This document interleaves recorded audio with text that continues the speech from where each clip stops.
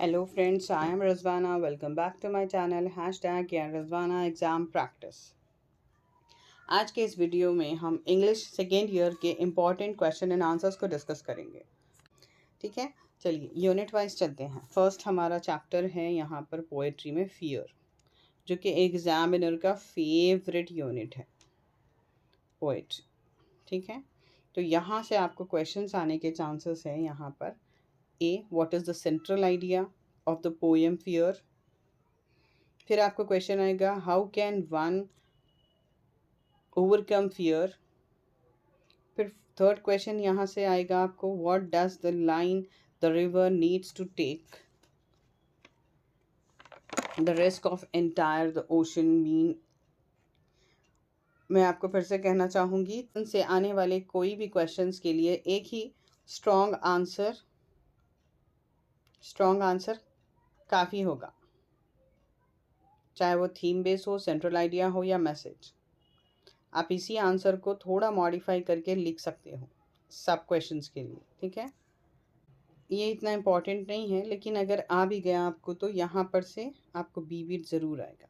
तो इसकी थोड़ी बेसिक इन्फॉर्मेशन तो आपको होगी। अवेक किसने लिखा है? भाई Sarojini Naidu, the Nightingale of India. ये नाम महात्मा गांधी ने दिया था।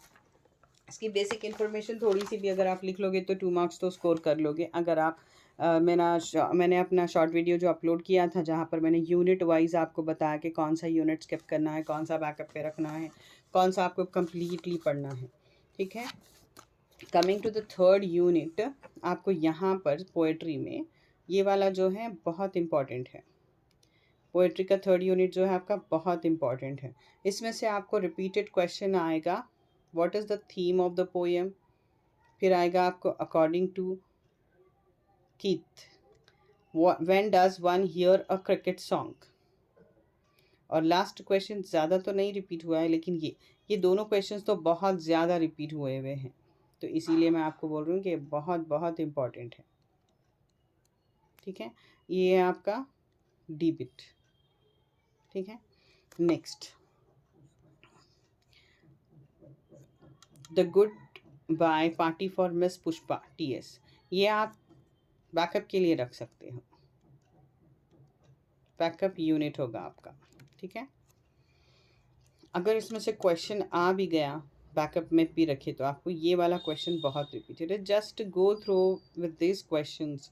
आप क्वेश्चंस का तो आइडिया रख लीजिए कि अगर आप क्वेश्चंस आ भी गए तो आपको कौन से वाले क्वेश्चंस ज़्यादा रिपीटेड है बल्कि। ठीक है, coming to the next, how to avoid foolish opinions. ये आपका प्रोस है। ठीक है, ये आपका फर्स्ट प्रोस है। ये आपका मोस्ट इम्पॉर्टेंट प्रोस है। यहाँ पर से जब आपका नेक्स्ट फर्स्ट सेक्शन का फर्स्ट बिट जब स्टार्ट होता है तभी प्रोस आता है ना, वहाँ पर आपको देखने को मिलेगा।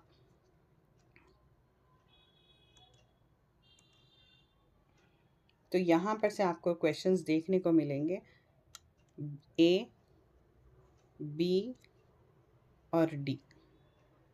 ठीक है, नेक्स्ट आपका प्रोस है द अवेकनिंग ऑफ वुमेन्स। ये आपका होगा बैकअप। ठीक है, ये आपका होगा बैकअप। यानी कि आपको एक कहीं ना कहीं पर अगर ये दो लेसन्स जो कि मैंने आपको मेरे शॉर्ट वीडियो में कहा था कि ये 5th 7th दोनों आपके बहुत बहुत इम्पॉर्टेंट हैं, लेकिन 6 वाला आप बैकअप के लिए रख सकते हो, 8th वाला इन्फॉर्मेशन तो पक्का रखना उसका। ठीक है, तो यहाँ से क्वेश्चंस कौन से आएंगे आपको, द अवेकनिंग में से ए वाला आएगा, Why were Indian women in the 19th century the most backward of all women in the world? और आपका नेक्स्ट क्वेश्चन आएगा the bet, but when the movement was actually started women were everywhere at the forefront, elaborate। ये वाला question repeated question है। ये मैंने अपने experience से आपको पूरे पेपर्स एनालाइज करने के बाद दे रही हूँ, और ये है आपका इम्पोर्टेंट।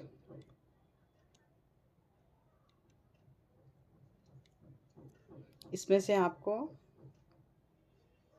ये सी बिट बहुत रिपीट होगा क्वेश्चन।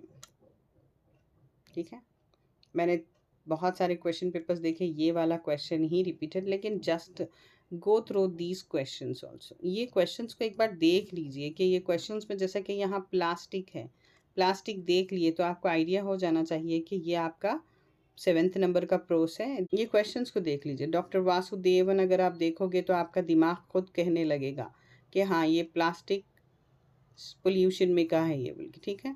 जैसे कि यहाँ देखिए वासुदेवन डायरेक्टली नेम आ गया, एपीजे कलाम अगर आ गया वहाँ पर, वो डॉक्टर वासुदेवन क्वेश्चन भी आ गया तो आप आइडेंटिफाई। लेकिन ये वाला क्वेश्चन तो एग्जामिनर का बहुत फेवरेट है, ठीक है। हाँ, लिस्ट ऑफ द एडवांटेजेस, ठीक है ना। चलिए नेक्स्ट 8 को तो मैंने आपको स्किप करने का एडवाइस किया है, लेकिन आपको इसमें से कुछ ना कुछ तो ज़रूर आएगा। जैसे कि कॉम्प्रिहेंशन में से आ सकता है आपको, क्या आपको पार्ट्स ऑफ द स्पीच में से कुछ भी ऐसी बेसिक चीज़ उसमें से निकल कर आएगी। तो टोटली भी स्किप नहीं करना है, लेकिन क्वेश्चन एंड आंसर्स के लिए स्किप करना है। बस आपको करना ये है कि थोड़ा सा अच्छे से गो थ्रू हो जाइए, ताकि आपको कुछ भी बेसिक 2.11 पॉइंट्स अगर दिला सकता है तो ये चैप्टर बुरा नहीं है ना। अगर इसमें से कोई क्वेश्चन आ भी गया तो वो आएगा आपका एबिट। नेक्स्ट, ये आपका शॉर्ट स्टोरी स्टार्ट होते हैं 9 से। The women on platform number 8, ठीक है। यहाँ पर से आपको बहुत क्वेश्चंस आएंगे, इसीलिए ये बहुत इम्पॉर्टेंट है। और ये भी आपका एग्जामिनर का शॉर्ट स्टोरी जो है the women on platform number 8 बहुत फेवरेट है, रिटन बाय रस्किन बॉन्ड।